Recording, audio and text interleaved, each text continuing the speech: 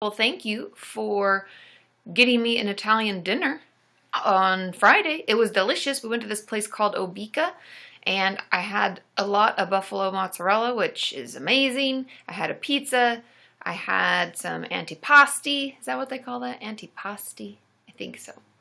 Hey everybody, how's it going? But thank you for getting me that dinner. It was amazing. Sean totally took me out, and it's all because of you. Yay! So hey Hannah and Avery and Shashari and Carrie's and Beth and Aaron and Chelsea, Sophie Joe and Helen and Nazanin, April, Stephanie, oh and Layla's here. Is it Lila or Layla? I say Layla, but I have a friend who's very specific about how her name is said. Thanks Layla, I hope I'm saying it right. Yay. Hey everybody. Oh, it's your first YouNow. Well, now you get to see what it's all about. And I know the chat can get a little overwhelming, but hey Michael and hey Michaela and Emily. Thanks for all the likes, you guys. Woo, woo, woo. And Jessica. I almost said hi to Sean, but I've already said hi to Sean. We live together. Ta-da. Oh my God, you guys, so Sean forgot to get milk when he went to the grocery store, which is no big deal. I was so grateful he went to the grocery store. But I can't drink coffee like straight. I need it like cream and sugar. And it's such a bizarre way you look at your fridge when you're trying to find something that could like maybe be cream for your coffee. Oh, I am saying it right, Layla. Good. Oh, thanks, Benin. Woo, woo. Thanks, you guys, for all the tips and the likes. Yay, yay. But when I'm looking in my fridge, oh, why did that get, it got a little flashy there. Oh, thanks, Emma, or M, Ambiguity. That's a cute name. I am having a great day. I was looking in the fridge and I was like, what could I possibly, thanks, Aaron P, use for creamer that would work? And I didn't know what to do. There was nothing. And I was like, sour cream? That's going to make it worse. And then I stumbled across coconut milk. And so that's what's in this. So let's hope it doesn't kill me. It's still a little It's a little dry. It's a little, I like sweeter. I like a sweeter, milkier coffee. Just throwing it out there. Milky syrup. Oh, okay, Micah, I'm glad that you're able to, Micah, even though it's 10 p.m. in Germany, I'm glad that you're able to be on for as long as you can be on. And if you have to drop off, it gets late. I totally understand. Hey, Marjorie and Carly. I know, I need to get the sugar, but I wanted to see how it would respond. I didn't know, because like coconut milk, I don't know, Sean used it to cook the other night, so we had some left over. That's why. I know, Alexander. I was like, sour cream? Maybe. No, that'd be bad. That would be bad. Oh, hi, Katie from Finland. Is it pronounced Katie, just like mine? That's awesome. Oh, what did you make that night with the coconut milk? I made green Thai. It was a green Thai curry kind of thing with rice. Super tasty. And snap peas. Oh, and snap peas. It's very good. Chicken. Sean cooks more than I do, by the way. But you should explain now that the room is full what happened in the last broadcast. What do you mean? There's only like 50 people when you were explaining. Oh, I was telling everybody thanks for the dinner? Is that what you mean? Yeah. So last live broadcast, if any of you, oh, Emma just had Thai green. Yum, yum, yum. So any of you were on Friday and you were wondering what happened, I want you to know that I got, oh, thanks, Sumo. Sumo's here. Hey, hey, hey. That I got taken to an Italian dinner because of you. You all earned me a wonderful night out. I had a Negroni. We had some pizza. Thanks, Sumo. Yeah, Sean didn't think it was going to happen. And I know Nazanin's teasing you. She's like, Sean wants everyone to know about that dinner. It's true. Oh, you guys, we're going snowboarding. Woo, woo, woo. Oh, it's that cool name. I don't know if her name is Emma Ambiguity or M Ambiguity. But she's a hell of a snowboarder. But she is a hell of a snowboarder. Very, very cool. Thank you so much. That's my favorite. Does anybody know anyone that works at Mammoth Mountain? Just put it out there. I reached out to them because I was like, I would really like to come, and I don't have the money. I would like to also maybe film there. Wouldn't that be cool, kind of, to film? Like a little snowboarding time. I haven't snowboarded. We didn't go at all last year at all, actually. And so, anyway, oh, it's Emma. Okay. Thanks, Emma. Thank you so much. I figured it was, but that's a very clever name. I like it. And thank you guys for all the likes. For 4,600 likes. Carly says if we get 100,000 likes, she's moving to California. So if we get 1 million likes, we'll fly you here. True. If we can get 1 million likes, that's crazy. Do you guys watch H3H3 on YouTube ever? Oh, If you so don't, good. you should. It's funny. Ethan? They are hilarious. It's a couple, Ethan and Hila. Oh, thanks, Manda. Anyway, it's so hilarious, and they joke about, like, how YouTube promotes some trashy videos because they get so many likes. People are like, punch that like button, and so they make a joke about it, and Sean and I think it's kind of funny. Oh, somebody loves them. Yeah, Ethan is great. They're so hilarious. Yeah, Aaron's like, wow, we need 1 million likes. I know that's a lot. Smash that like button. Anyway, if you don't watch H3H3, it's worth a shot. I think it's really fun. Boy band? Yes.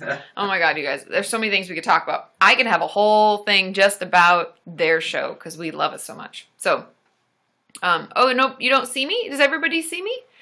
Somebody was saying they can see all the likes, but no Katie. All right. Adelina, I'm here. 300. Today. That's rock and roll. Okay. So, yes, you can type your questions in the chat. Someone was just asking, Almerfi? Am I saying that right? Almerfi? Anyway. Oh, Sheepishness sees me. Oh, Carly waves. Hey, hey, hey. Okay, everybody sees me. Good. So you can ask your questions in the chat. Yes, if you're new to this. Hello, welcome.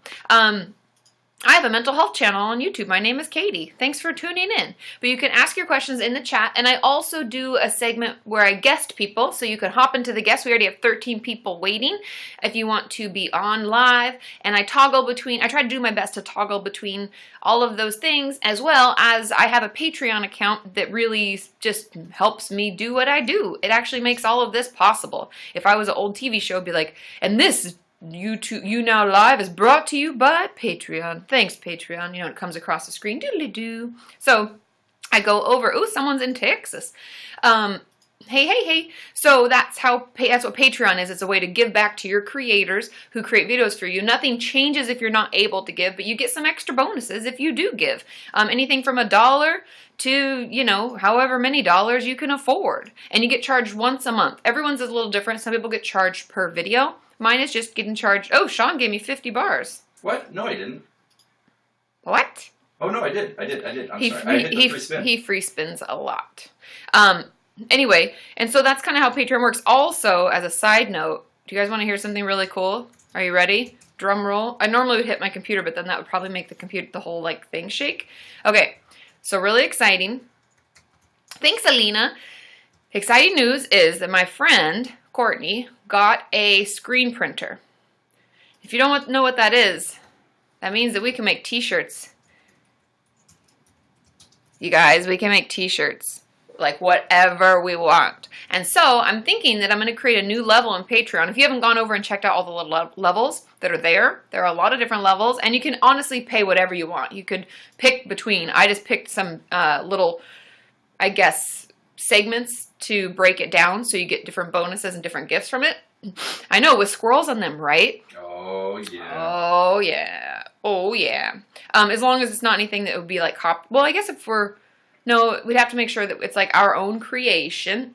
And so we can make t-shirts. I'm so excited. Oh, thanks, N. Harbison. I'm assuming I'm saying that right, maybe? Thank you. So anyway, we can make all sorts of things. And I was thinking that I would do a monthly t-shirt, and that would be a Patreon level. You could be like part of the Kenyan t-shirt thing, and I would wear it on the live streams because they're going to be so cool, and I'm so excited. And some of you might be able to design them. Wouldn't that be cool? Like, hey, you win the raffle, do you want to design a t-shirt? Or you could just reach out to me on Twitter or something and let me know. Because if someone was like, Katie, you won and you can design the t-shirt, I'd be like, you don't want that. Just trust me. I'm not very creative. So, anyway, that is what this... That's exciting news. So check out Patreon if you haven't hopped over and look at all the different things. But I think those could be cool. We could have like our own set of t-shirts that come out. At the end of the year, you got like 12 t-shirts. Thanks, Jaylyn. Oh, Amanda loves designing t-shirts. Hit me up on Twitter. Okay, so let's get into some questions because I've been rambling for 8 minutes. Devin is saying, how do I manage between therapy sessions? I think the thing that... in truth, between therapy is when you're supposed to try out the tools and techniques that you've been talking about, or doing the homework, or working through something that you've been talking about in therapy. That's our time to sort of put all of that good work that we're doing in the therapy session to test and to see if it actually helps us. And so if you're really struggling between therapy sessions, I would ask for more structure from your therapist. Like, hey, could I put together like a set of different goals from between our sessions? Like, especially if your sessions are spread out. I've heard from a lot of you that you aren't able to see them once a week. Sorry, guys. I got a tickle. So I would talk about that and ask for more structure that way. And then I would also potentially make sure that you are spending time each and every day doing something that's helpful for your mental health. And if things are still getting too bad, right? If we're still trying, thanks Jennifer, she's here, yay. If you're still struggling between sessions and it just feels like no matter, like if you're seeing them once a week and it's just not enough, let them know maybe you need to see them more often. And if you're still struggling, maybe we need to consider a higher level of care. That's completely okay. And if we're having a really hard time, that's just a signal and a red flag to let us know, hey, maybe we need a little bit more support. And that's cool, right? That's okay. I think that those are just, it's our body's way and our mind's way of telling us we need more help. And there's nothing wrong with that. Okay. Yeah, Carly says call a helpline. Totally true also. And if you aren't, sorry, I'm getting my water. If it's not like suicidal thoughts and stuff like that, if you just need some extra support, you can hop over to katimorton.com and get in the chat, because that's a great way to get extra support between sessions, especially if you're like, hey, what do you think about this? Is this weird? Do you do this too? Because chances are you're not weird. And Manda is putting out the number. If you need there's the hot suicide text line, 741-741, and you can text them START, and then you get some support. There's people on. And spoilers, I might be doing something with them soon. So that is awesome. And I love all of you guys telling people what I have and that we already have workbooks and we have this and that. You guys are amazing. Thanks for spreading the word. That's a cool thing about our community. Oh, if you're in the UK, I know that the crisis text line will be expanding globally this year. I just don't know when. And as I have more information, I will let you know. And like I said, I'll be working with them a little bit this year, so it could be really cool. But on my website, under resources, there's a whole tab with different hotlines for I don't know if it's every country, but a lot of countries. Robin is asking, she has an eating disorder assessment and she's really anxious. Don't worry. It sounds a lot scarier than it really is. It's like when we first make that appointment, right? So we finally go in and we see our doctor, or we see our therapist or something, and we're like, oh my God, oh my God, oh my God, we're so nervous. They're going to ask all this stuff. It's going to be really overwhelming. And in the end, it's actually not that scary. It's just like an everyday appointment, and people are there to help. And an eating disorder assessment is something that's done for various reasons. One could be figuring out what level of care you need. Another could be they're wanting you to get into a certain level of care, and they do the assessment as part of your intake. My advice on it would be bring someone supportive with you and be as honest as you possibly can, because the truth of it is that we're finally there to get help, and those people are there to help us. Thanks, Sumo. Woo woo. And so that's really the truth about it, is that we should be honest so we get the help that we really need. Am I right? Thanks, Sumo. Woo woo. Yeah, and Rachel's even saying it's actually a huge sense of relief when you go to that appointment. And I know she's recently had experience with that, and it is a sense of relief, because a lot of times just a lot of buildup in our head, and we worry and we get stressed out, and we keep trying to, we're like, oh, I'll do it again next time, or I can't do it, and we don't go. But then finally when you go and you get to almost the affirmation that it can be okay, and also, yes, we know you're hurting and something is wrong, and you're like, oh, I'm not crazy, or I wasn't making that up, or I am normal. This is just, it kind of just helps us feel more okay and more normal. Okay. So Al Murphy says, I'm bipolar for 5 years taking medications. Does ECT help recovering from this? I hate being up and down. What do you recommend for me? Bipolar disorder, it depends on how severe it is, to be truthful, because everyone is different. Medications with therapy we find to be the best. And if therapy is going well and you're using all of your tools, because there are things that we can do. Like, I have a couple of bipolar patients currently, and some of the things that I work with them on is noticing when they feel themselves elevating. And is it a certain time of day? Does it mean their medication's wearing off? Is it something that triggers it? Because like one of my clients, extreme social situations, like if they have a lot of stimulus in one day, like we went to a concert, or we went to a VidCon or a big event, it can be really stimulating and too much. And he will find himself like kind of going into hypomania a little bit. He'll feel very like he feels like he's acting out of that. And so those things are all clues, and I have him do some relaxation techniques and things to help calm him down, and we work in conjunction with his psychiatrist so that he doesn't have to be on a ton of medication forever, but he's on enough to hold him, and we are really good at monitoring it. ECT is something that's really done more for depression. I know that there are different studies going on for TMS, which is I think it's transmagnetic stimulation, but it's magnets that they put on a little thing. It's like it pretty much looks like your average everyday bicycle helmet, and the magnets can help stimulate different parts of the brain, and they are working on studies for bipolar disorder, for OCD.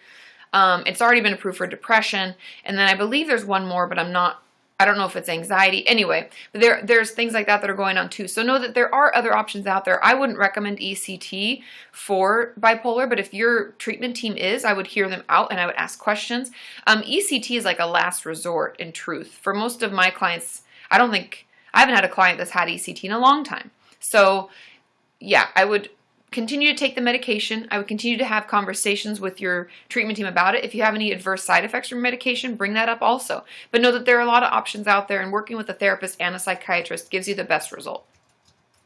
Okay, Swifty Michelle asks, how do I know that I'm sick enough and need help? The truth of it is that we don't have to be crazily sick or ill or really, really struggling to get help. We can just have a hard time. Like I go in and out of therapy myself just when I'm feeling maxed out, or when I feel like I need some perspective on a situation, or I'm making a big decision and I would like to talk it out with someone who's as unbiased as they can be. And so that's really why I reach out and why I see my therapist periodically. However, if you're looking for like a higher level of care, the way we would know that is if the care that we're getting isn't helping that much and we keep getting worse and things are getting worse and worse and worse. So if we're worried that we need help, if you thought that maybe, possibly I might need help, you need help. And I would reach out and I would talk to someone, because you don't have to be on death's doorstep. You don't have to be at the end of your rope to get the help that you need and deserve. Thanks for the applause. Applause, applause, applause. Okay. And I will try to get through as many of your questions. Sorry, I was reading a comment. Try to get through as many of your questions. If your question doesn't get answered, there are other ways to get your question answered. We can do it on below a Monday video, so the video that comes out tomorrow, you can get asked below there. You can, call a hotline if you're having a really hard time. You can talk with other people in the Kenyan community on the website. And yeah, so, okay, Jay Martinez says, I'm new, Katie. I've been following you for a few months now. I'm wondering if there's a way I can contact you via email. Ooh, Layla. Woo, woo, woo, woo. That is awesome. Thank you so much. Thank you so much. It's just like, as, you... Did she rob Fort Knox? She robbed Fort Knox. Woohoo! She's very, very sneaky, that Layla. She also has great taste in TV shows. Hence SVU. Thank you, thank you, thank you. Woo, woo, woo. If you have a question, let me know. Or if you want to guest, let me know. Layla's been a long-time viewer. So someone was asking, is there a way to get a hold of me via email? There really is not. And I hate to say it that way, but I don't even check my work emails anymore. I have a manager who does. So if you've sent emails out into the ether, it doesn't get to me. And I am sorry, but that's just the way that it is. And it helps me better manage like business stuff. Otherwise, I'm just filtering through a bunch of emails. And I answer questions below Monday videos, and I answer them on the website under the submit a video idea. And you can talk with other Kenyans that way, and I answer them on here. And I just do all of those things as much as I can. And that's where you get your questions answered. So sorry if you've sent emails and I haven't responded. That's because I never see them. I don't get them at all. Like, it's not like, oh, I'm deleting them and I've seen them. They don't come to me. They go to a filter system that shoots them out to my manager, and then she filters them. So, and Nazanin, I don't answer questions in the forums. I do look through the forums to make sure that they're not, going in the wrong direction. But the place that I answer questions, sometimes I get in chat. I also watch chat secretly. Jeez, Katie, what? I haven't even had my coffee. That's the problem. But I do watch chat like a sneaky sneak on private. So make sure you're not getting crazy in there, because then you might end up getting a message from me or getting blocked. It's all about keeping it safe. But I watch the chat. I get in the chat sometimes and chat with all of you. And I also answer them in the submit a video idea. Those are the places, Nazanin, if you're wanting to ask them there. I also, for my Patreon patrons who, you know, I reach out to them to ask questions for videos. I take the questions that way and I put out extra videos on there too. Okie dokie. Oh, hi, Fabs. And Emma, your question, how do I deal with injustice? Injustice in what way? Is it something that's happening to you personally? I'd have to know a little bit more before I could actually answer. So let me know what's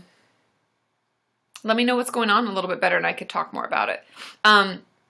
Harriet's saying, what could be the reason for rapid mood swings? There are a lot of different reasons for rapid mood swings. Everything from rapid cycling to do with bipolar disorder, or it could even be depression, or it could be a mixed episode with bipolar disorder. Can feel very agitated. We can swing between things. It could be part of our borderline personality disorder. Oh, sorry, my phone was not on silent. I would reach out to someone, to a therapist, to a psychiatrist. I would get assessed. I would tell them what's going on and what triggers these mood swings so that we can figure out better where it's coming from. It could even just be, it could be diet and things. It could be stress. It could be related to a lot of things. So the fact that you're feeling it all the time, I would reach out to someone ASAP. Okay, let's guess someone. It's been 20 minutes. Are we ready?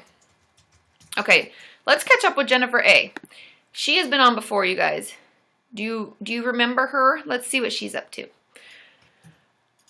And check in. Hi. Oh. Usually we see you in your car and we have great service.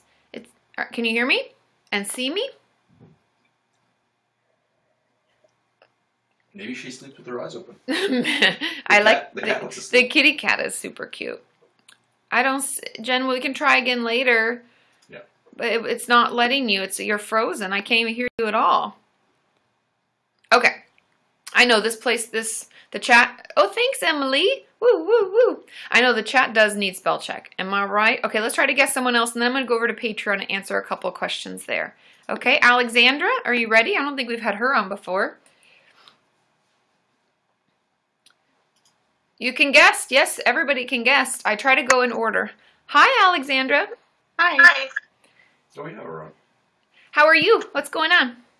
So I'm about to start EMDR for sexual abuse, and I was wondering how I get over, like, the anxiety of it. It's okay to feel anxious. I've never had a client go into it. I mean, first of all, I think the reason that we feel so anxious because we know what it is. Do you know what I mean? Like, we know that we're going to have to go and talk about icky stuff. And it's not like therapy where you're like, oh, I can go at my own pace. I mean, you can go at your own pace, but it's like, it's for that specific thing. Mm-hmm. And I think, just remember, because I've actually gone with a client to EMDR just so that I could be a support until they felt comfortable. And know that the first session is like any first session. It's really a get to know each other. Nothing is going to happen unless you want. They usually, if they use tappers or headphones, depends on what they use for the bilateral stimulation, you know, it's either following a finger. Like, I don't know, did you watch my video about EMDR? Yeah. Okay. So because of depends on what they use, and often they let you choose. So the first session is more about that kind of stuff, like getting comfortable in their office, feeling the tappers, and if you like that, or if you prefer the headphone buzzing, or if you prefer them to touch your leg or your arm, it's kind of just that, and just seeing if it fits. And know that if you're not comfortable and if you don't like them, you don't have to, just the same as any therapy. You don't have to go to them. But yeah, that's really what the first session is. So know that it's really not going to be that intense. It's just going to be a basic get to know you. So don't worry that you have to be like prepared or that you have to know or any of that. And it'll be fine. And they're usually really soothing people. Like I've met three therapists who do EMDR, and they talk like this, like Alexa, like have a really calming way about them. And so just know that they'll keep you in a calm place. And if you feel overwhelmed, you can say, I'm really anxious. And that's okay. They might have some tools, or you can bring your putty if you like putty, or, bringing something that, wear a sweater that's really fuzzy if you like that, like anything to help you soothe. But know that it's really, like the first session is really minimal. It's just getting to know them and seeing if you're comfortable with it, because they want to make sure that it's a good fit before they get into anything. Okay. So, okay. Thank you. And just breathe and know that it's going to be okay. Trust me, like I said, I've actually gone with clients, and I've had a lot of clients go. In the first session, they're always scared, but I've never had anyone say that it was bad. Afterwards, they're like, it actually was nice. She was okay. Or I liked her, but I don't think I want to work with her, you know, and that's really it. So it ends up not being as scary as we think it's going to be. Okay. Okay. Keep us posted, okay? Okay. Okay. Bye, Alexandra. Oh, okay. Okie dokie. Yeah, Jen, I can try to re-guest you. Oh, my soothing I know, my soothing voice. I don't think I have a soothing voice, but some people say that I do. And was that funny? I said that in the video with Alexa. Did you guys, as a side note, before I'm going to try to guest Jennifer one more time to see if it'll work. Did you guys like the length of the video? I know that it was really long, and I wasn't sure if that's too long, or if you'd rather I break them up into like 10-minute segments, because I know that sometimes I like longer videos as a YouTube viewer, because I watch a lot of YouTube too. Like, I just watch different stuff, right? Everybody like H3. Hey-oh, I also really like Jenna Marbles. I think she's hilarious. And I also watch a lot of PewDiePie because he's also hilarious. So, okay, like long videos. Long is good. Okay, cool. Okay, awesome. I just wanted to see, because I'm like, I could definitely cut them in half and make them 2-parters. But I just want to make sure that, you know, you guys like the longer. Oh, yeah, PewDiePie he is Swedish. They're so funny. Okay, well, thank you for letting me know. I just wanted to make sure that it wasn't too much for you guys and you were still enjoying it. Okay, let's try to guess Jennifer one more time, and then I'm going to hop over to Patreon for a minute so you can save your questions in the chat, and I'm going to answer those over there. Oh, and Shane Dawson, I do watch them. Hi, how's it going? All right, how are you? Good, you're a cute kitty. It's actually my friend's cat. His name's Gizmo. Oh, it's Gizmo? That's Yes. so funny. My aunt's dog is named Gizmo. I think it's one of the best animal names of all time. Yeah. So what's going on? How is everything? Kind of crazy. Things were really good until I came to visit a friend. I'm actually not in my area right now. I'm in Wilkes-Barre, PA right now, and I was going somewhere with my one friend and left my dog Nevaeh with another friend, and unfortunately, her kids opened the door and Nevaeh got out. So now Okay. I've been in Wilkes-Barre for like a week now, and I was originally only planning to stay like for the weekend. This was last weekend, and now I've been here for like a week, and I ran out of my medicine, so I'm off of all my medicine, and I'm like, Oh, no. kind of like, yeah, so it's not good. My depression is like really bad, and anxiety is really bad, and it's like I'm just hoping my dog is okay. And sorry, that's my niece. Okay, I figured. I was like, it must be a kid. Mm-hmm. Yeah, she's nosy, and so like I'm just worried for her, and like so that on top of not being on my medicine has just been really a nightmare lately. Do you have a way to pick up your medicine? Like, is it really, really far away? Are you able to have your pharmacy send it over to another? Like, are you through CVS or Walgreens or something? That's what I had tried to do. Like, I tried to call my doctor and say, you know, where I am and like the pharmacy over here, and he sent me the wrong medicine. Like, I don't even know how that happens, but he sent me the wrong medicine, and this was Friday. Because I had tried calling him on Tuesday and Wednesday this past week, and both times they're like, okay, we'll leave a message for the doctor. Then he like never got back to me. So Thursday I called and called and called, and finally was able to get a hold of him, and he's like, oh yeah, I'll put a script in at the pharmacy where you're staying because I'm about like 2 hours from like where I live. From where you're at. So yeah, so he put the script in, and it was the wrong medicine. It's not even a medicine that I'm on. And I was like, how does this even happen? Yeah. That's awful. Yeah. So I'm going to try again tomorrow to call, but I don't even know. Yeah. I would try to call and find that out, and just make sure in the meantime, because I know things can feel bad, and to go off our medication is really scary, and something that we don't want to do.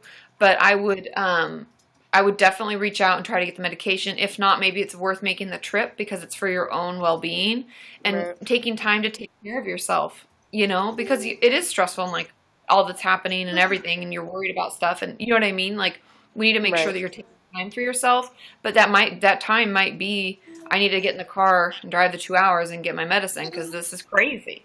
Like, I mean, the fact that your doctor sent the wrong medicine, that really bothers me. And I'm like, yeah, because I'm like, how do you even do that? So, yeah, like, I mean, I could understand, like, oh, the wrong dose, maybe, but that's your job. Like, get it together. And it might not even be him, to be truthful. It's probably his nurse or whoever calls it in. But sweet Jesus, look at the file. Like, so that would be my advice. Would be to, like, I know you've been working at it, but it might be worth going or calling again and saying you said the wrong thing, you know, and just waiting at the pharmacy until you get it. But do something nice for yourself. I'm glad that you have a kitty cat. Yeah, thanks. He's great. He's sweet. Can help. He thinks he's a dog. He loves being held and just pet. I think it's maybe because I'm a dog person. I love cats too, but like all the I love the cats that act like dogs. Like they want to play in the water, and they like will even fetch. And yeah, they're not as moody or quirky as regular cats, I suppose. Yeah, and that's how he is.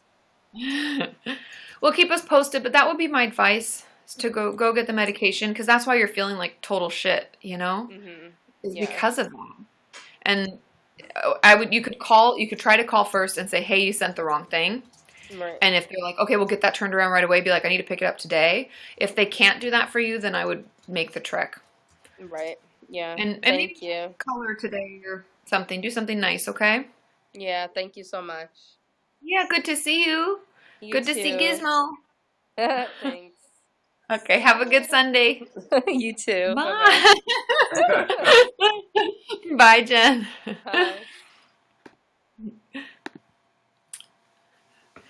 Yeah, going off medication, it's really, if there's any way around it, please, like if you're going on vacation, like before you leave, try to count your pills. If you're going somewhere else, see if they can send it over there, because that's terrible. And sending the wrong medication, I mean, Jennifer, maybe if the doctor, I don't know if there's another doctor, because that's terrible. But just making sure, oh, I know, Alexandra, I do baby talk to the animals. But just making sure that you're prepared. So if you are going away and you know that you have to take your medication every night, make sure you have a couple extra pills even, like, so that when you get back, if you run out, you have time to call and get it and blah, blah, blah, blah. So yes, that would be my advice. And Jenny had asked in the chat, she said that, she wondered if the tips that you give on here, if I get the amount that you give to it and what that means. And I get almost all of it. I believe YouNow takes a small percentage, let's say like 2% or something of totals each month of what I earn on here. So the tips that you give and the tips that you give to other YouNow people, we do get them. And so that's what helps us keep creating and help us keep doing it. And it's a really great platform. And I really love YouNow. They've been super helpful and super nice about it. So know that if you are able, just like Patreon, right? If you are able to give and you are able to, you know, do the thumbs up or the snowboard or whatever, I do get that. So it's like you're giving back into the community. Okay, so let's pop over to Patreon and I want to answer a question. Okay, some of these we've already answered from last time. Okay, this question says, hey Katie, what happens when you're completely conflicted about relapse? Like it's been years since you did certain things and then all of a sudden you've relapsed and on all the things that you've quit. So we're doing the things that we hadn't been doing for a long time. For years I had urges but told myself it's just not an option. Now it's like I don't care. I want to do something and I do it and somewhat try positive coping skills, but I feel like what's the point? Part of me wants to go back to the old me where I did whatever I wanted, was numb and didn't care. The other part of me is just screaming inside, what the hell are you doing? And in the end I don't tell anyone anything about it. Any ideas on what to do? I think this is really common, and part of this, I think, oh, Keely's here, I see. Woo, woo. I wonder, is it say you're here because... They checked in. Oh, because you checked in. Sorry, my phone is trying to listen. Stop listening. Shut it off. Shut her down. I feel like our phones are always listening, so be careful what you say. Anyway, so I think a lot of us feel this way, that we go through these stages where we're really focused on recovery, right? And we're doing really well and we're fighting the urges and we're like, yay, we're coming out on top every time, woo! But then all of a sudden we'll go through a period where we're like, fuck it, I don't care. I don't want anything to do with this. I'm over it. And it honestly is normal because recovery can be exhausting. And when we go through really hard and stressful times, we can find ourselves wanting to give up because we're tired and we've been in recovery for a long time. And maybe the urges are still there. And there's a couple points to this. So the one point that I want to make is that if we're fighting the urges, Alexandra, ask that question again in a minute. I'll talk about it. If we find ourselves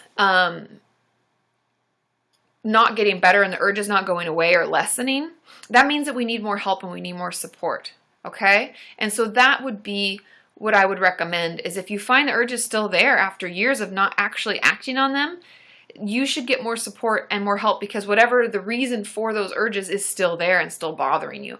The truth of it is that what I work on with my clients is like trying to heal the reason for the self-injury while using behavioral techniques to get them through those urges, and slowly the urges should go away. And yes, they may come and go, like, oh, stressful time, they come back, but overall they should be lessened by a lot. And so if that's not happening, that means that we need to work a little harder in therapy, maybe find a different type of therapist that can help us get through, okay? So that's my advice on that. Then the second portion of this is, I don't tell anyone about it, and I think, what's the point? And I'm screaming inside, please tell someone about it. I know that it's hard and we feel like we failed, but recovery is a process and relapse is real. Like I always say, it's a slip up, isn't the end of the world. It's like, I think I talked about this in a video, or maybe it was a live stream, where think of it like life. Like if you fall down on the street or trip on a curb, you don't just like lay there like, ugh. You get back up. And if you're me, you're like, holy shit, I hope nobody saw me. That was embarrassing. And so we get right back up, right? But when it comes to emotions and in our recovery, we can just lay there forever and be like, oh, woe is me, it's back at the beginning. And we're not. We can get right back up and keep moving forward. We just were slowed down for a little hot minute there. And so know that not all is lost, and you're doing the best you can, and that's all we can ask of you. We just need to make sure you're getting the right support so that the urges and stuff slowly go away. Okay? So that would be my advice, and know that it's completely normal. My clients go through this all the time, and I think it's just because we get tired, because recovery is exhausting. It's hard work. Being in therapy and working on yourself is fucking hard. So kudos, high five to you. Wait, choo-choo. Oh, I knew it was going to do that. The camera doesn't like things getting too close. It freaks out. But it's the best we got. So anyway, that would be my advice, and I hope that really, really helps. Okay? Okay.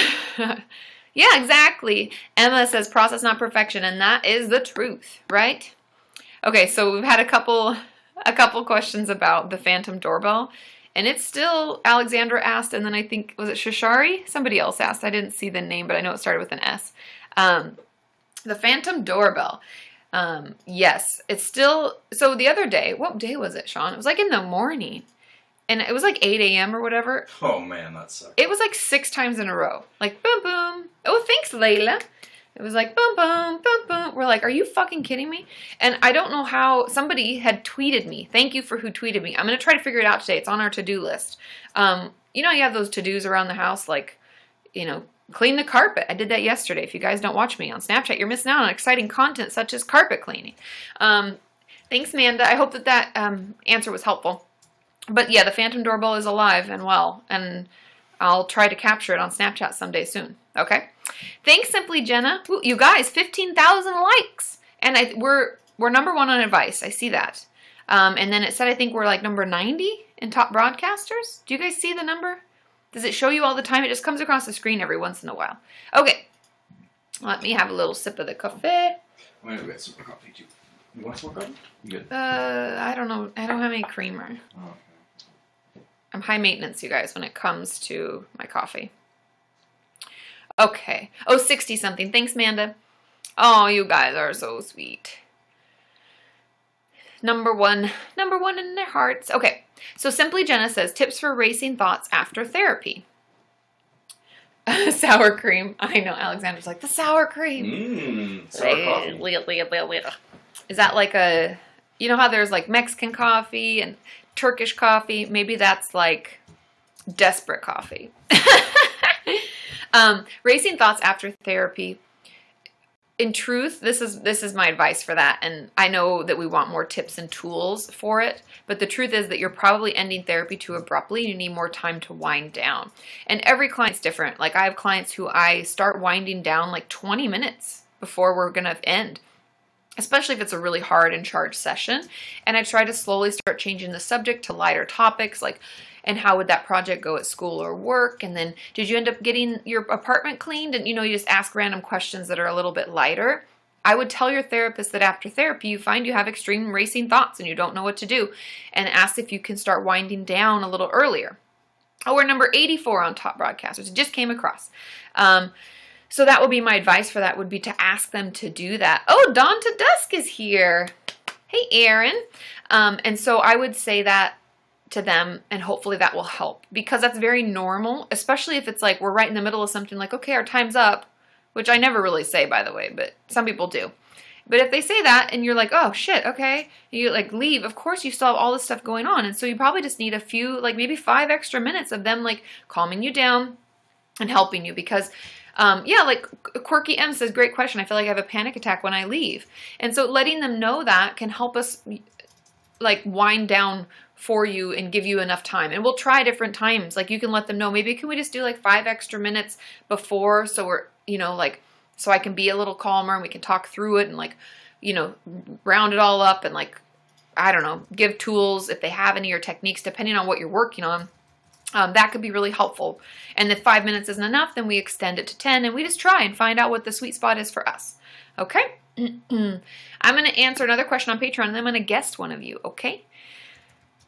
Okay. This question says, it says, I'll be there. Yay! It says, I've contacted my mental health team and they're looking into me going inpatient or having intensive therapy once I'm back from my vacation/holiday. Yay! I'm guessing that I should take the break and just use it as some respite away from work and toxic people. I just hope that it helps. I'm not too excited at the moment, but hopefully when I get on the plane, I will be. Just to let you know that I'm away for 2 weeks. Oh, so I'll miss the live streams and kind of drop off the face of the earth in regard to social media. I totally get it. So just to let you know that I'm in fact okay, just taking a break. Love you all. Thanks, Keely, for keeping us updated.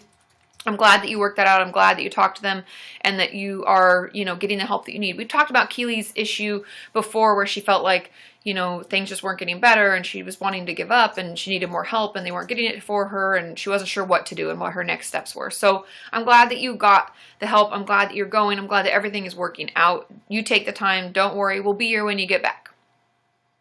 Okie dokie. Batman does need all the sun. It's true. It's true, Carly. She lives in the Midwest and she needs to be on the West Coast. Okay, let's see. Guest. Be our guest. Be our guest. Put our service to the test. Kelrea? Rhea? I'm not sure. I'll have to let's ask her if we can get her on. Is that Rhea? Rhea? Hi. Hey, can you guys hear me okay? Yeah, you're perfect. And how do we say your name? Is it Kel? Rhea? Yeah, Kel is fine, or Ray. That's Ray. okay. Okay. I just have a question about, I wrote something in a letter to my therapist that was really difficult for me to write down, and I haven't been able to tell her. And she knows about it, and I'm going to give it to her on Monday, but I'm really tempted to just throw it away or just get rid of it somehow and not do it. So I don't know if you have any tips or advice for not acting on that and going through with what I said, because it's going to be really helpful if I do. Yeah, I think it's focusing on that. It's focusing on the reason that you're in therapy to begin with. Do you know what I mean? Like, often we get caught up in these like impulses of like and it's not that it's self-destructive, but in a way it is, and it's protective because we're scared, because it's hard. But in truth, and I'll just speak personally, when I'm honest with my therapist and I tell her like the icky stuff and I think, what the fuck is wrong with me? Why did I do this? And I'm telling her a big story and I'm like, I've never felt better then. Because the truth of it is that when we keep it inside and when we just judge ourselves on it, right, and we spin around in it and we think, what the hell, and we worry and worry and worry and think, it turns it into a bigger thing than it is, and then it's all ours. Nobody else knows about it. We don't have any support for it, and the shame and the embarrassment or whatever can just grow. And so if you can remind yourself, like something that I would actually encourage you to do, because we have to get through till tomorrow, right? That is tomorrow. is to write down all the reasons that you wanted to tell her in the first place. What are you hoping to happen? Because my guess would be, regardless of what it is, the hope is that it'll get better, that it won't bother you anymore, and that you can finally be so alone with the problem and just something I haven't been able to actually say out loud or spit out. It just gets stuck in my throat every time I try to say it. So yeah, and that's why writing it down is super helpful. And I know it's hard to bring it in. That's why it'd be great if she would allow you to email her, because I'd just have you do that right now and then guest you again and have you send it. But was that too intense? Immediate, no. Yeah. Well, now you know. But I'm really proud of you. So. Yeah, but I'm proud of you for writing it down. And I know that part was even hard. But just think about it. Like, you've already fought to get this far. We just have to hold for like 24 more hours. And that's why it's been the time, instead of focusing on the impulses or worrying about it, I would write down all the reasons that you are wanting to give it to her. What are you hoping will happen? And you can turn that into like your goals for therapy and what you're wanting to work through with her, and knowing that you aren't alone with it. And we're only alone with it if we don't tell anybody. And that's why therapy can be so powerful, because we're finally in a place to tell someone, That's a really great idea. Yeah, so maybe do that a little bit tonight, and hopefully that will curb those impulses. No, that's completely normal, by the way, too, because it's like, I always call it, my therapist used to call my reluctance for things like puffer fishing. Like, I'd shoot out my spines and be like, no. And that's completely normal, because we don't know any different, right? That's what we're used to. But we're hoping things will change, and you're not alone with it. We just got to get in there and give it to her. But let me know, okay? Keep us posted. Yeah, absolutely. Thank you so much. Okay. Yeah, I'm proud of you, Ray. Let us know how it goes. You got this. Bye. I think that's such a good question, you guys, because it's really, really hard, and it's really scary. And often it's those things that we really need. It's actually what we need to work on in therapy that we don't talk about, and we hide, and we struggle to get out. But those are the things that are most powerful and the things that help us the most. And so if you're struggling just like Ray, write it down, bring it in. And if you're struggling to do that and you want to throw it away and you want to stop, write down the reasons why you wanted to write it down in the first place and what it is about it, because the truth is that that's really what we need to work on, and that's what will help us the most. And it's normal to not feel comfortable with that because we haven't done it yet, right? This is our first time, and that's okay. We can be really nervous, but I promise it'll be the most beneficial and the most powerful, okay? Yep. Ray, you've got a ton of support in the chat. Everybody's excited and knows that you can do it. So let us know, okay? You got this. Just tomorrow is one more day. Okay. Crystal's asking, do you have tips on how to advocate for yourself without feeling like a burden or bothersome? A lot of that, truthfully, is our own self-talk. Because I find when I talk to family members, and this is just my own, let me know in the chat if it's different for you. But in my experience with family members and loved ones, I have some clients who bring in girlfriends or, their best friends sometimes, just because they want me to meet them and they want someone to hold them accountable. Those people in our lives, in my experience, never report that we've been this crazy burden. Often when I tell them, I've been encouraging so-and-so to advocate for themselves and let you know what's going on, and they're like, I had no idea. They never said anything. And I find that when we're of that belief that if I ask for help, it's going to be a total burden and they're going to hate me and think I'm so overwhelming for them. It's our own self-talk, and we tend to be the type that's silent. We feel bad about ourselves. Our confidence, our self-confidence is shoo in the shitter, and we just feel bad in general about who we are. And so when you talk about reaching out without feeling like a burden, I would encourage you to spend some time arguing back against that voice. What is it telling you? That you are a burden, that you're lazy or stupid or whatever that nasty voice tells us, and then argue back and be like, no, I'm doing the best I can. I'm just trying to advocate for myself because I deserve to feel better. And life is hard, but I need help. And so I have to tell someone. And, and also you can remind yourself, and I'm picking the people that I care about the most and I trust the most. Okay? Hang in there. I know it's hard, but that's my advice, because it's usually our own self-talk that holds us back. It's not actually what someone else has said to us. Thanks, Jack Gaird, 1089. I'll just say Jack. Thanks, Jack. Woo woo. Okay. I'm going over to Patreon for one more question here. Let's see. Okay, Stephanie says, I know that different therapists follow different theories, but the thing I'm really interested in is the relationship. How can a therapeutic relationship create recovery? That's really an interesting question. The therapeutic relationship, okay, so let me just give you a little better understanding about the therapeutic relationship, because it's very different. It's not like any other relationship that we'll have, and therefore, okay, so the therapeutic relationship, get to the point, Katie. Therapeutic relationship is like having someone in your corner. Like, you know, boxers, or if you've ever watched any boxing or MMA or anything like that, they have the guys, like, when they're getting ready that, like, you know, they're oiling them up or whatever, so that if someone punches them, it, like, slides off. You know, they're taking off all their extra, like, warm-up clothes, getting them ready, talking to them, and then there's the guy putting, like, the Vaseline on their face, which always grosses me out, but they do that. That's your therapist. Your therapist is the person in your corner, like, hey, we got to do blank, blank, blank, blank to set you up for success. But then you're in the ring by yourself. Your therapist isn't in there with you, right? But we're like, you can do it. You can do it. And then you come back when you need a break and we're like, hey, okay, that thing was working, but this other thing is shit. So ditch that. Try that more. I like to think of that as how therapists are, because we're not in life with you. And I know that sounds weird, but it's like we're not, and this, I don't mean this is a bad thing, but we're not your best friend. We're not your family, right? We're your therapist. And so we're trying to set you up for success so that when you go into the ring of life, you are best able to handle yourself and to manage all of the different things that go on. And so by having that person in your corner that helps you get set up and helps you dodge, you know, the punches of life and the, like, shouting, you know, maybe from the outside, like giving you tips, that's what your therapist is like.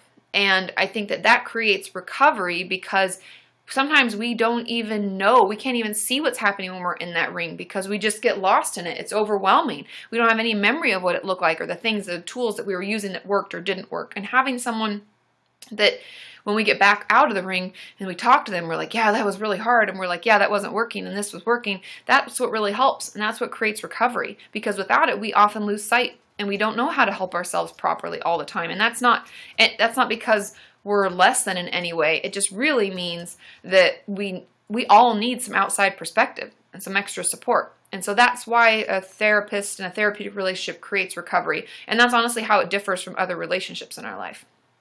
Yay! Oh, you guys like that. Thanks, Emma. Emma says that's the best analogy ever. Yay! And that's something that I've been thinking about recently, because I think a lot of people don't understand what the therapeutic relationship looks like. Maybe I do a video on it. Maybe that's a video that we do. You guys will all have heard it first, but maybe it's something that people need, need some extra information on and understanding, because it can be kind of confusing. Okay? I'm going to do one more question on Patreon, then I'm going to come over, I'm going to guest another one of you and answer in the chat. Okay? Kayla says, hey, Katie, I was wondering if derealization coupled with severe anxiety could be confused with psychosis. My therapist and psychiatrist both question if I've had psychosis before. However, I feel like I'm missing a lot of the classic symptoms, and I'm wondering if instead it is some sort of atypical panic attack or combo of dissociation and anxiety. Wow, okay. This is interesting. So first, before we even get into this, I want to just like define a few things that she's talked about. She's asking about derealization. I have a video on it. Derealization is when it feels like, almost like that kid who's like, is this real life? We feel like that. We're like disconnected from our world around us, where we're like, is this the real chair? Is this happening? Is this everything feels so unreal, so derealized. We don't feel fully connected to our experience and where we're at in the world. However, psychosis, I've never heard this comparison, first of all. Psychosis is so very different in my mind and in my experience.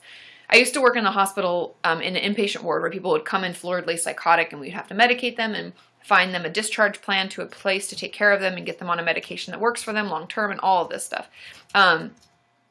So, yeah, David after the dentist. Exactly, Carly.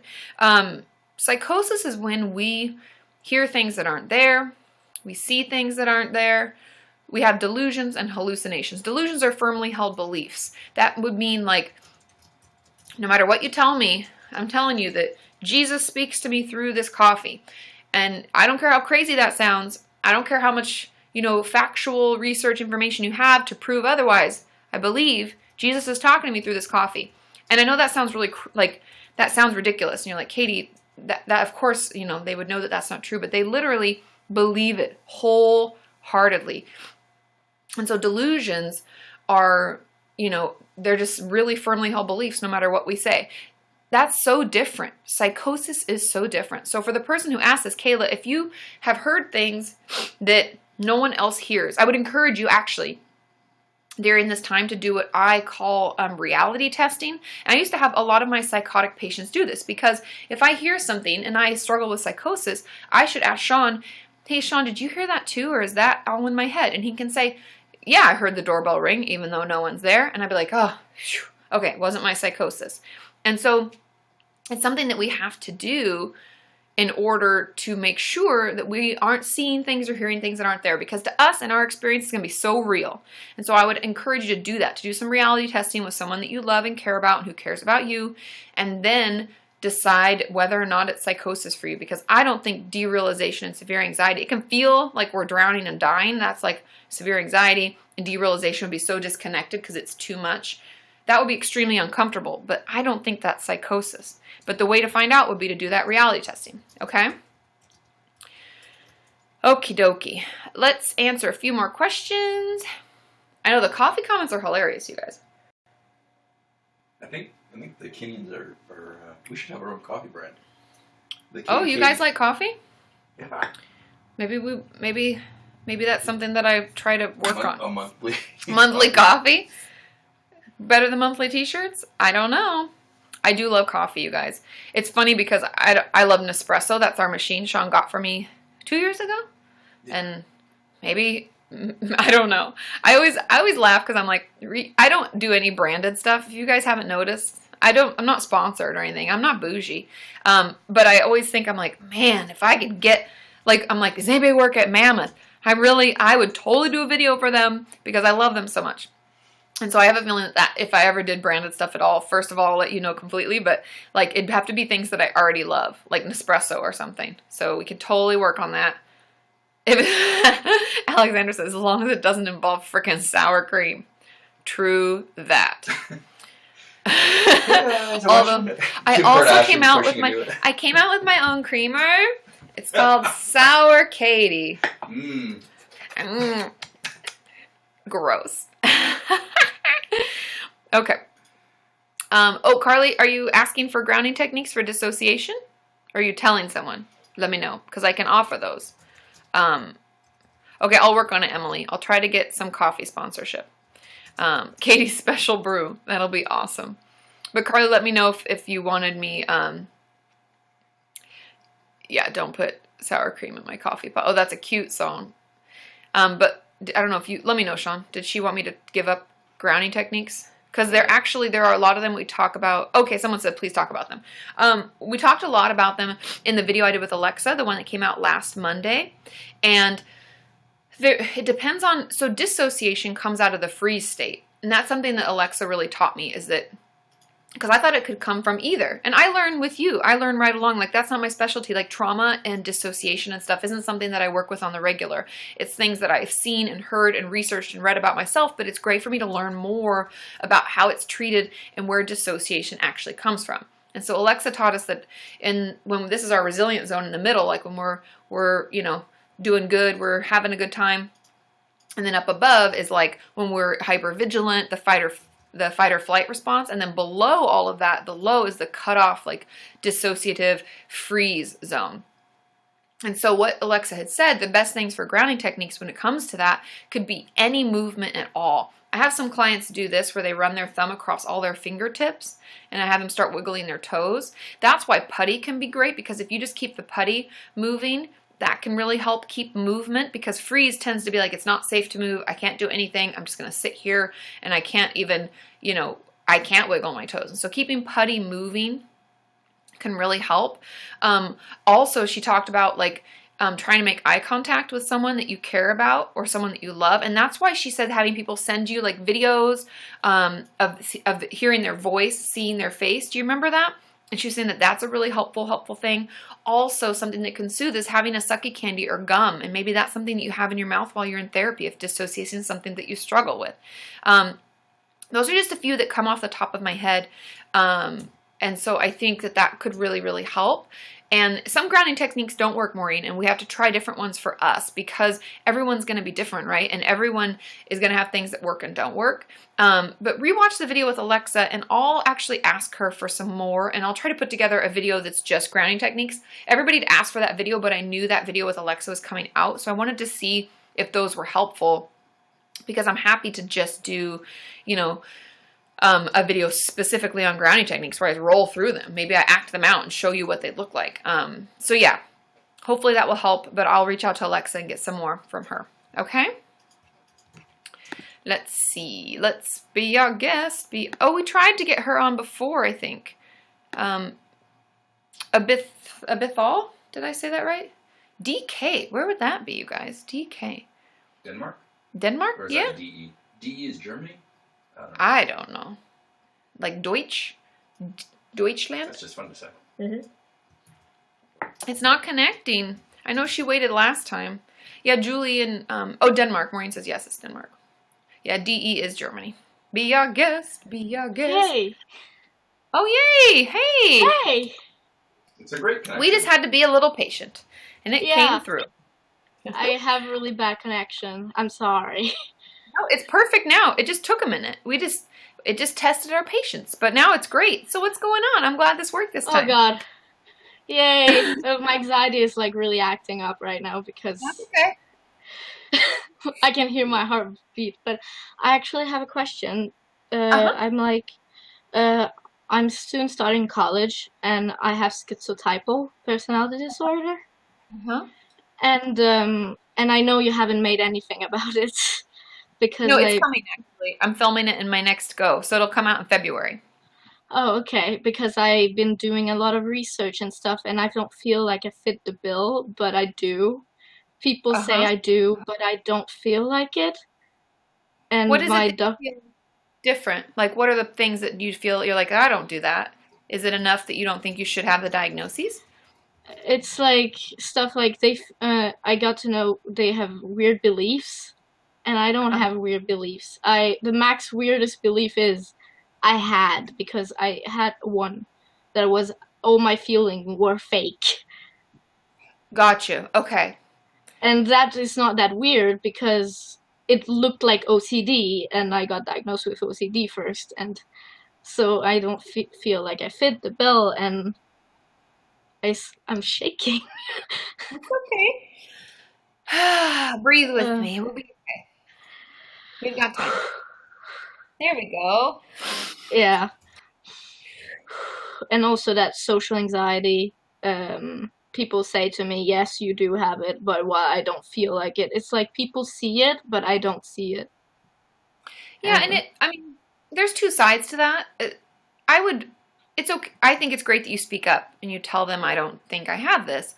Because while we as clinicians or mental health professionals can see you and see some of the symptoms, it's important that you have a conversation because you might not agree, and in truth, it's your experience. We need to know how you feel because that actually helps us diagnose more properly.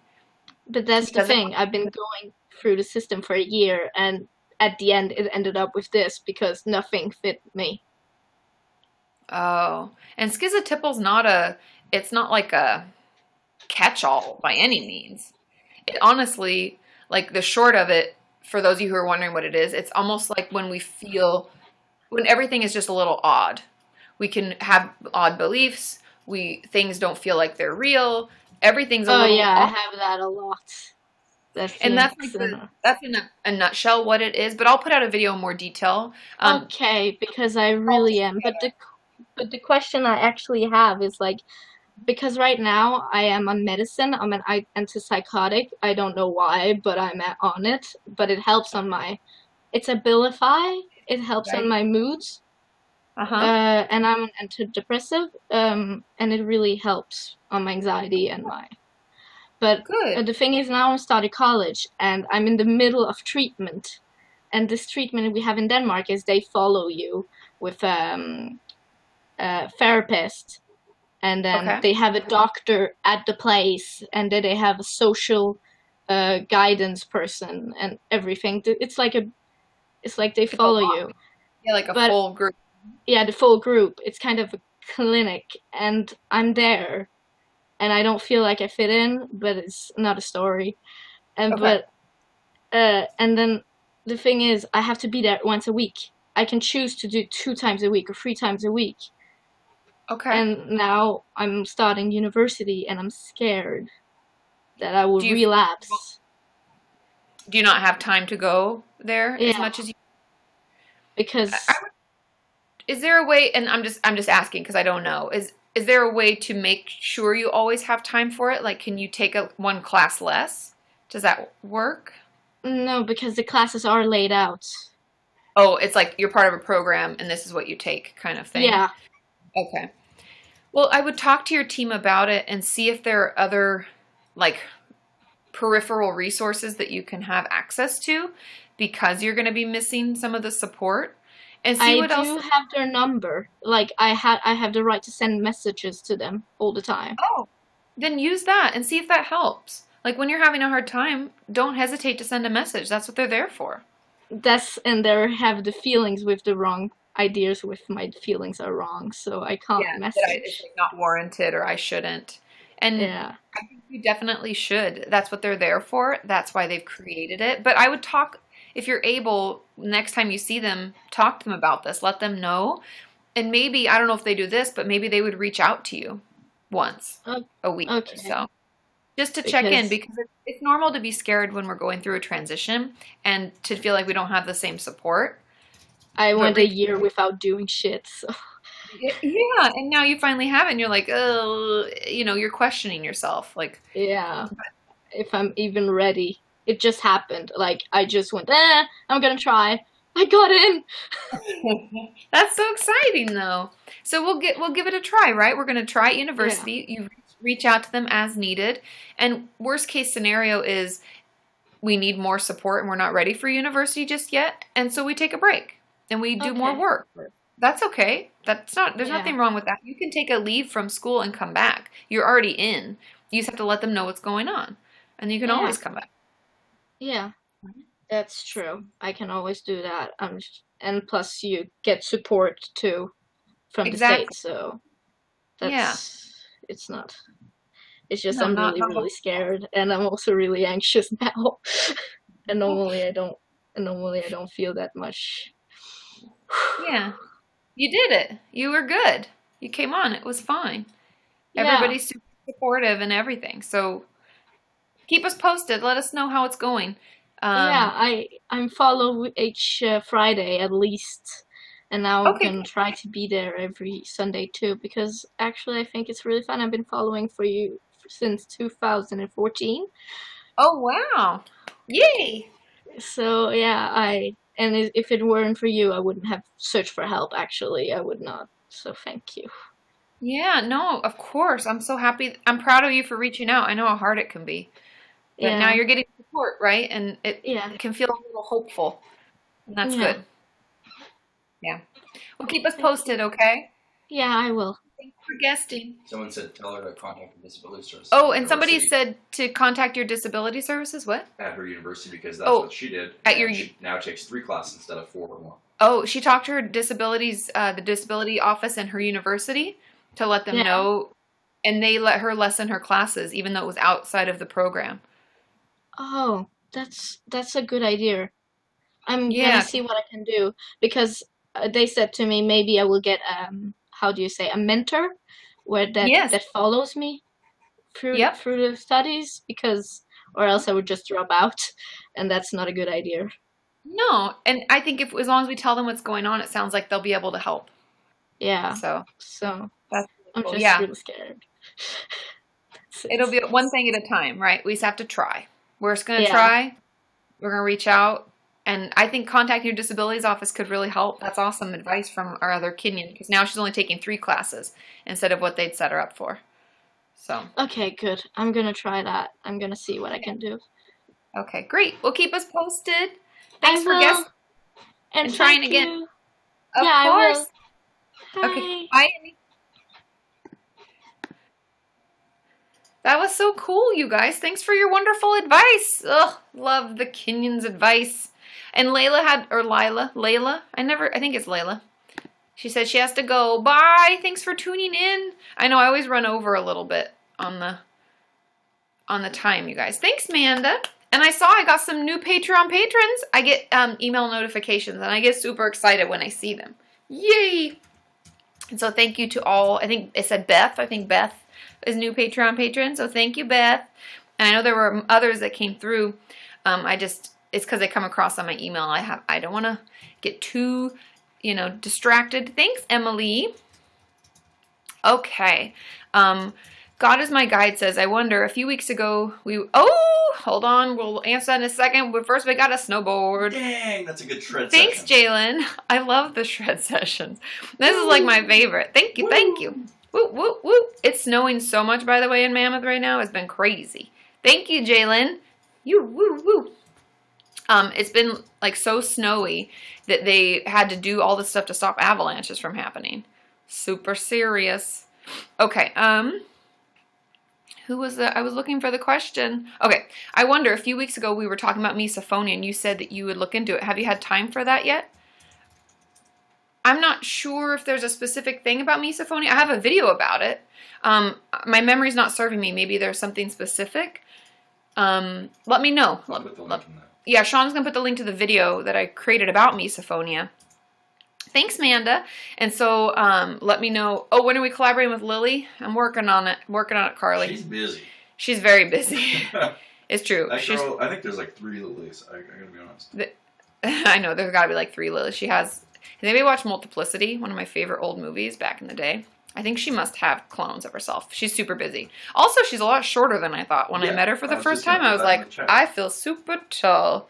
I'm such a large I mean, I am a taller girl. I'm not crazy tall, but I'm 5'7", so some people do, just are a little shorter than me. Okay, Alexander says, if you go through... Thanks, Jalen. Thank you for all the support, you guys. If you go through phases of restricted eating, but because of anxiety and feeling sick rather than obsession of weight, is that an eating disorder?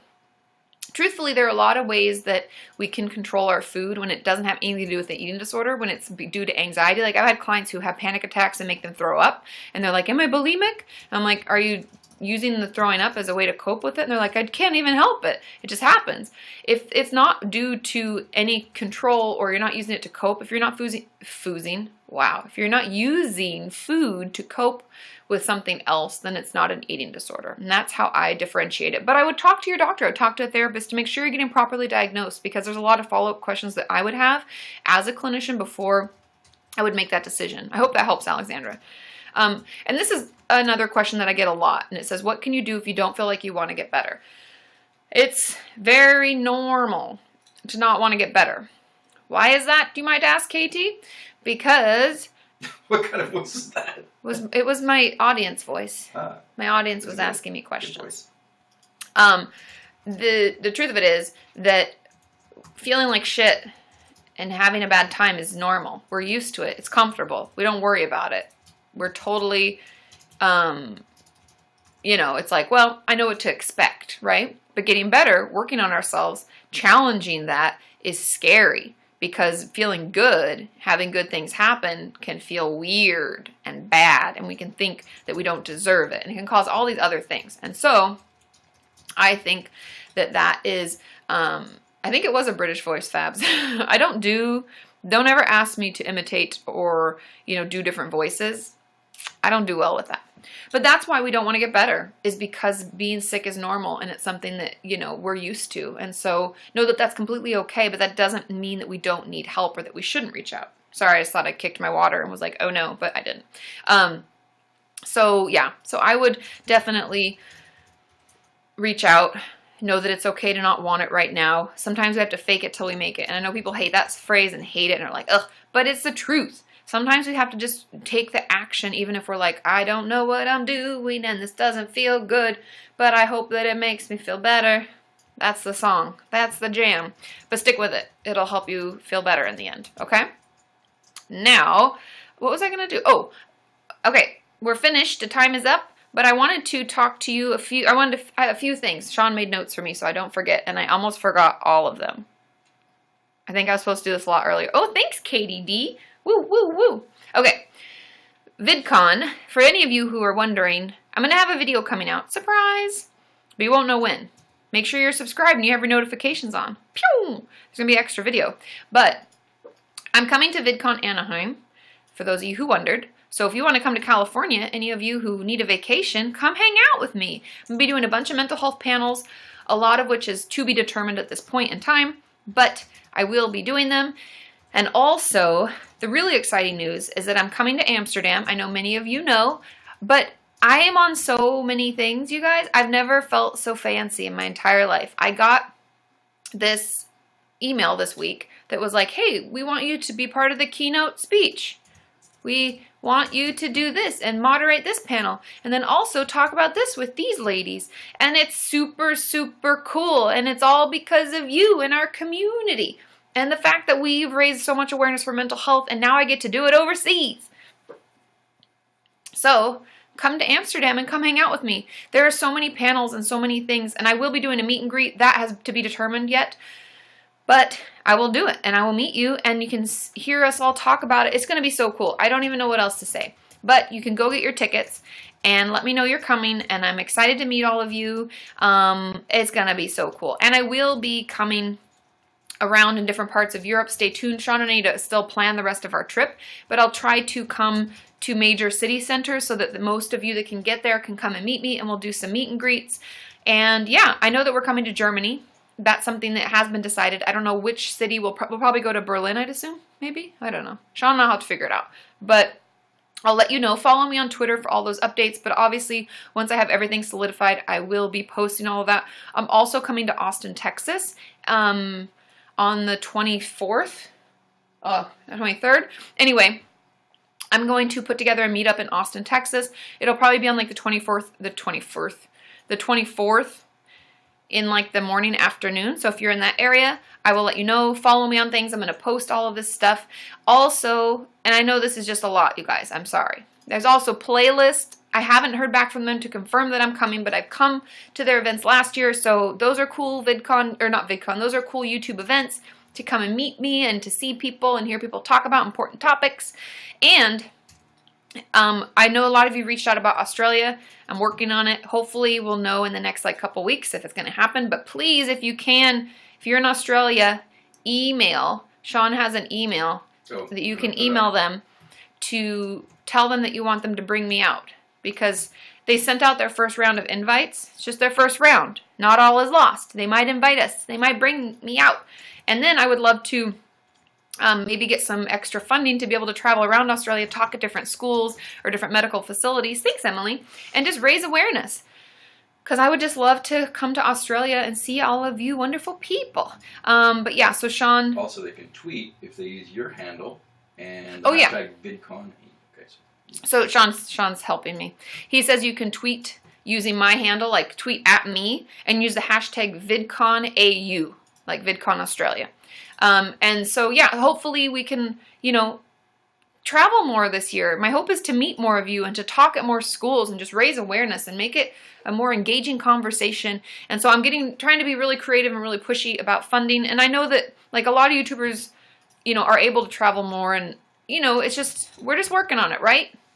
I'm fighting. I'm working hard. I'm saving. I'm doing the best I can. It's just Sean and I working in the back end of things, trying to make it work. So yeah, reach out to them, let them know. Let's spam the shit out of them until they bring us. And I will try to come to London. A lot of you are asking if I can come to London. I've actually never, I've been to London, but like I've been to like the airport and then I've gone other places. So like Scotland. So hopefully I can come to London as well. Yeah, I'd love to come around. I'd been around the world and I'd like to do that. So we'll just try to make it work, right? There's a lot of good that we can do talking and raising awareness. And as a community, we can make that happen. I heard from a lot of you in Australia, and I'll be reaching out soon, that work at different schools and set up different speaking engagements with regard to that. And so I'm going to be reaching out to get more specifics so that I can pop that into some of the scholarships and grants and stuff that I'm trying to apply for. And hopefully I get to see you in October. I think it's actually September. It's like September 8th and 9th when the Australia one is. So keep your fingers crossed. Yeah. So anyway, And I'll let you all know if I'm coming to NYC anytime soon. We're thinking maybe March, but nothing is solidified at all. So I'll let you know. Follow me on Twitter for all of that. I love you all. Oh, the Anaheim one is at the very end of June, Jennifer. It's like June 24th, I think. But you can look on vidcon.com site. It's like the original VidCon. Oh, you know what? And it'll tell you. Yeah. Oh, Robin, of course. You're very, very welcome. Thank you all. What were you? Honey? Did I forget something? Oh, thanks, Emily. I'm trying. We're trying to get... I'm just stalling for time, that's all. Sean's what's going over here? What are you doing? Are we trying to get to a higher number or something? Sean's got his own thing going. Okay, I love you all. I will see you on Monday. My video will be coming out tomorrow, and then I'll let you know. Follow me on Twitter for when the next live stream is. Okay? Bye. I love you all. Have a wonderful rest of your weekend. I hope you get to relax a little bit.